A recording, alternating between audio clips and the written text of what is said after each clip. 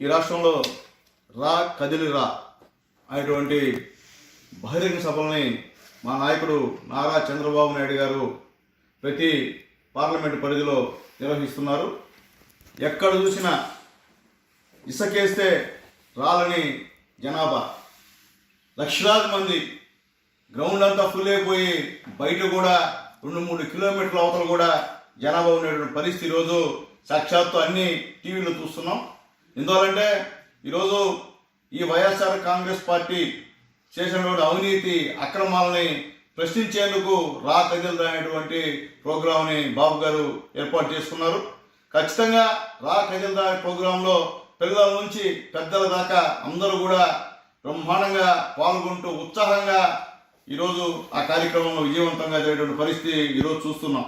ఈ రాష్ట్రంలో పరిపాలన గాలికి వదిలేసి ప్యాలెస్లోనే కూర్చొని పబ్జీ ఆడుతున్నటువంటి జగన్మోహన్ రెడ్డి గారు, మా నాయకుడు నారా చంద్రబాబు నాయుడు గారు రా కదిలి రా అనేటువంటి కార్యక్రమం ద్వారా మీరు చేస్తున్న అవినీతి అక్రమాలు, మీరు చేస్తున్నటువంటి దౌర్జన్యాలు, ఈ రాష్ట్రం మీరు చేస్తున్నటువంటి ఈ రాష్ట్రాన్ని దివాలా తీర్చడం, ఈ రాష్ట్రం అప్పుల్లో మునిగిపోవడం మీద ప్రశ్నిస్తూ ఉంటే దానిపైన మాట్లాడే దమ్ము లేక ప్యాలెస్ నుండి బయట రాక మీరు ఈరోజు అక్కడెక్కడే మగ్గిపోతున్న పరిస్థితి ఒకసారి నేను తెలియజేస్తున్నాం.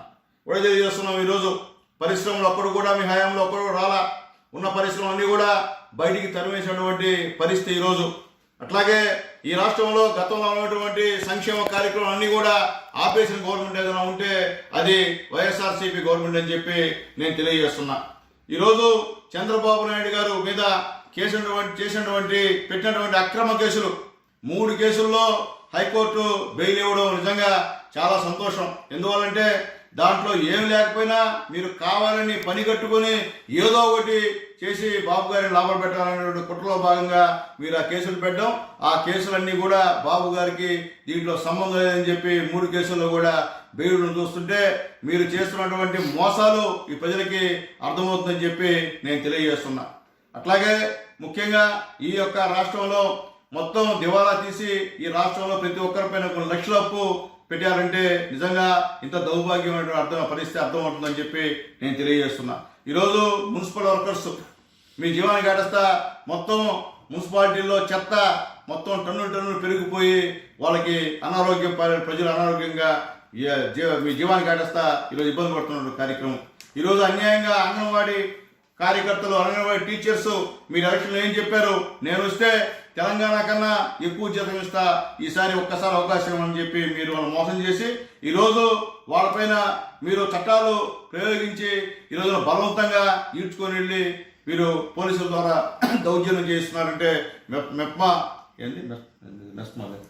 నుంచి ఈరోజు నానా ఇబ్బందులు పెడుతున్న విషయాన్ని గుర్తు చేస్తున్నా. మీ వాలంటీర్లు అంగన్వాడీ వాళ్ళ ఇళ్ళకెళ్ళి మీరు విధులు హాజరవుతారా, లేకపోతే ఉద్యోగాలు పోతాయి, జాగ్రత్త, మీకు వచ్చే పథకాలను కట్ చేస్తారని చెప్పి అక్కడ ఇళ్ళకాడికి వెళ్ళి వాళ్ళని ఈరోజు బెదిరిస్తున్న పరిస్థితి కూడా ఒకసారి వాళ్ళు మొన్న మా పార్టీ ఆఫీస్కి వచ్చి చెప్పడం జరిగింది. ఇది మంచి పద్ధతి కాదు. ఇంకో ఆయన అంటాడు, మేము డబ్బులు లేవు, ఈసారి గవర్నమెంట్ వచ్చేదాకా మీకు ఇంతే, మళ్ళీ మమ్మల్ని గెలిపిస్తే మీరేమన్నా ఇస్తారంట భుజనేత్ర ఆయన మాటలు. నిజంగా అన్యాయం. ఈరోజు కూడా మున్సిపల్ కార్మికులు తాత్కాలికంగా సమయం విరమించారు తప్ప శాశ్వతంగా కాదని చెప్పి మరొకసారి గుర్తు చేస్తున్నా. కాబట్టి ఈరోజు ఈ జగన్మోహన్ రెడ్డి గారు ఈ రాష్ట్రాన్ని దివాలా తీసిన విషయాన్ని కూడా మరొకసారి మీ అందరికి కూడా తెలియజేస్తున్నా. అలాగే వైఎస్ఆర్సీపీని గెలిపించి ఈ రాష్ట్రంలో అందరూ కూడా బాధపడుతున్న విషయాన్ని కూడా ఒకసారి నేను తెలియజేస్తున్నా.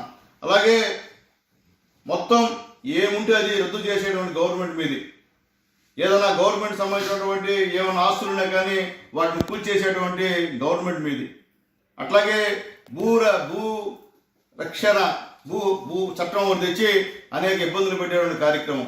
అట్లాగే ఎవడో కన్నదానికి తదైనట్టు మా ఆస్తుల పైన మీ ఫోటో అయ్యింది, నాకు అర్థం కావట్లే. మా పాస్బుక్ల పైన మీ ఫోటో అయ్యింది.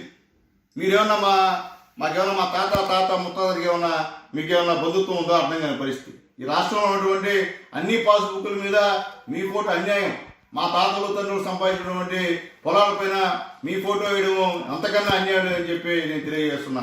అలాగే సర్వేరాల పైన మీ ఫోటో, ఎంత అన్యాయం అండి ఇది. ఎప్పుడన్నా ఇంతమంది ముఖ్యమంత్రి రాష్ట్రంలో ఉంటే ఎవరున్నా ఇటువంటి చర్యలకు పాల్పడ్డారా ఒకసారి ఆలోచించుకోమని చెప్పి నేను తెలియజేస్తున్నా. ఇది మంచి పద్ధతి కాదని చెప్పి నేను తెలియజేస్తున్నాను. అట్లాగే భవిష్యత్తులో ఈరోజు యువత తెలుగుదేశం పార్టీని ఆదరిస్తున్నారు. ఎక్కడికి వెళ్ళినా యువత కేరింతలు కొడుతూ చంద్రబాబు నాయుడు గారిని స్వాగతం పలుకుతున్న విషయాన్ని కూడా మీ అందరికి కూడా ఒకసారి తెలియజేస్తున్నా. అట్లాగే ముఖ్యంగా ప్రతి ఒక్కరు కూడా ఈరోజు సైకో పోవాలి, సైకిల్ రావాలనే నినాదంతో ఈరోజు ప్రతి ఒక్కరు కూడా తిరుగుతారని తెలియజేస్తున్నా. ఉదాహరణకి చంద్రబాబు నాయుడు హయాంలో మా గూడూరు నియోజకవర్గంలో పట్టణంలో పేదలకు గాంధీనగర్లో దాదాపు 318 కోట్లు పెట్టి 5,103 ఇళ్ళు మేము కట్టించి ఇచ్చాం. అది ఇంతవరకు కూడా మీరు ఇట్లే దాంట్లో కూడా రాజకీయాలు చేసి గందరగోళం చేస్తున్నాం. మేము కట్టించిన నెలకి మీరు రంగులు వేసుకున్నారు. అట్లాగే పాత గూడూరు నెల్లూరు రోడ్డు నందు రోడ్డుకి అడ్డంగా ప్రవేశిస్తున్నటువంటి పంబలేరు నది పైన దాదాపు 18 కోట్లు పెట్టి high level bridge Nara Chandrababu Naidu గారు కట్టించారని చెప్పి నేను తెలియజేస్తున్నా. అట్లాగే రహదారుల వ్యవస్థలో భాగంగా NH 16 నుంచి విద్యానగర్ వరకు 35 కోట్లతో డబల్ రోడ్డు వేసినటువంటి ఘనత కూడా నారా చంద్రబాబు నాయుడు గారికి దక్కుతుందని చెప్పి నేను తెలియజేస్తున్నా. అలాగే రైతులకు సుమారు 283 రైతు రథాలు ఇచ్చినటువంటి ప్రభుత్వం తెలుగుదేశం పార్టీ ప్రభుత్వం అని చెప్పి నేను తెలియజేస్తున్నా. అలాగే నీరు చెట్టుల్లో దాదాపు 67.37 కోట్లతో ఈ కాన్స్టిట్యున్సీలో పనులు చేశామని చెప్పి ఒకసారి గుర్తు చేస్తున్నా. అలాగే ముఖ్యమంత్రి సహాయ నిధి కింద దాదాపు 8-9 కోట్ల రూపాయలు తెచ్చి పేద ప్రజలకు ఇచ్చామని చెప్పి ఒకసారి నేను గుర్తు చేస్తున్నా. అలాగే NOT ప్రాజెక్ట్ దాదాపు 500 కోట్లతో ఇక్కడ శంకుస్థాపన చేశామని చెప్పి నేను తెలియజేస్తున్నా. అలాగే గూడూరు పట్టణంలో మన హాస్పిటల్ నందు డయాలసిస్ సెంటర్ తీసుకొచ్చింది చంద్రబాబు నాయుడు గారిని తెలియజేస్తున్నా.